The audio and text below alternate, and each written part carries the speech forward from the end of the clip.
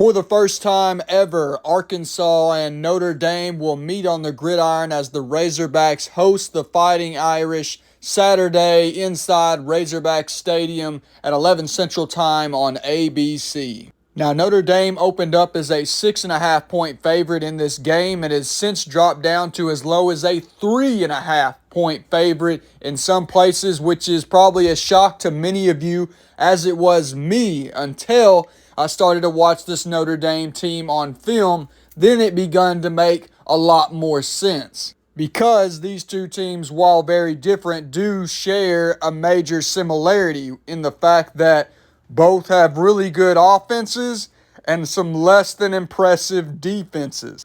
Obviously, last season, Notre Dame had a great defense, but that has not carried over for them this season, as they have been statistically worse than what has been, to put it bluntly, an awful Razorback defense. And although in their defense, 2 of their 3 games have been at Miami and against Texas A&M, you can still see on tape a lot of weakness in their defense, even factoring in the opponent.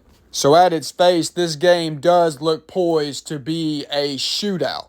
Notre Dame's offense is led by redshirt freshman quarterback C.J. Carr, who, like most young quarterbacks, is prone to force some throws and make some mistakes, but he does have a good arm. He does have good mobility, and in my opinion, high upside. I like what I've seen from him in the early stages of his career. The main game that I focused in on for film study was their game against Texas A&M, and although he didn't showcase his ability to run much against the Aggies, he can definitely hurt you with his legs, and I think they'll encourage him to try to run more against Arkansas's defense. And of course, the young fella has a lot of help around him, as this Fighting Irish offense features one of the best running back duos in the country in Jeremiah Love and Jadarian Price. If you don't do a good job of shooting the gaps, of meeting these guys at the line of scrimmage, which unfortunately Arkansas has not done a good job of to this point,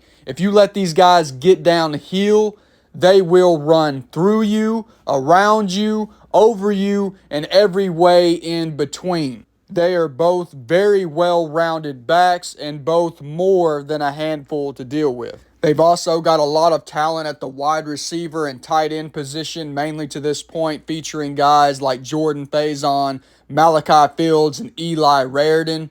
If Carr is on, they are going to be tough for our secondary to stop.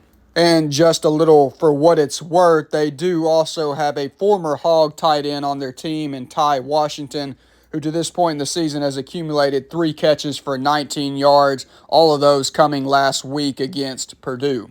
And up front on their offensive line, they did struggle at times with some missed assignments and being on the same page about who to block, similar to what we saw from the Razorbacks offensive line at times last week against Memphis. But overall, they do look like a strong group and one that will pose problems for our defensive front. If the Hogs don't play with much better energy and intensity and don't show substantial improvement in terms of being disciplined and executing their assignments, I could see the Irish gashing them for 300-plus yards on the ground and setting up easy strikes through the air all day. I'd like to think we could scheme up some things to force the young quarterback and their offensive line into some mistakes, but as lost as we've looked playing basic defense thus far, I won't get my hopes up too much. Hopefully, the crowd noise will be able to play a factor to some extent as well.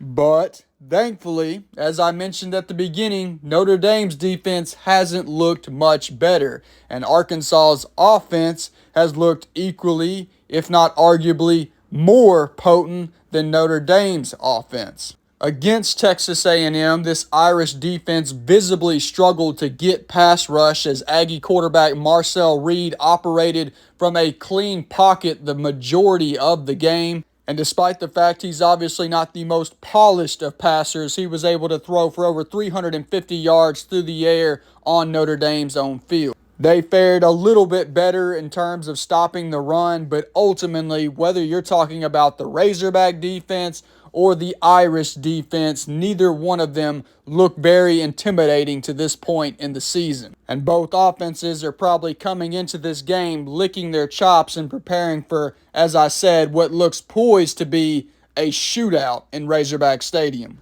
I could see this one coming down to just simply who wins the turnover battle or who makes the fewest mistakes. However, I also have to note Notre Dame head coach Marcus Freeman, who has quickly become one of my personal favorites across the sport, just in watching his teams and seeing some of the in-game decisions he makes and some of the ways that he schemes his team to victory.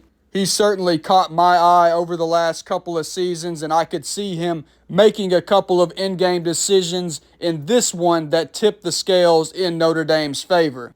And objectively speaking, given what we have seen from the Hogs over these past two outings, I struggle to pick them to win this game. In fact, I think Notre Dame does win. But that said, I do undoubtedly believe that Arkansas has the potential to win this game. Just like I knew that they had the potential to beat Ole Miss. Just like I knew they had the potential to beat the brakes off of Memphis. But as we know, they did not live up to that potential, and they did not win either of those games. But I certainly hope they can turn the page and get to playing to the caliber that I know they're capable of and pick up a big win this weekend.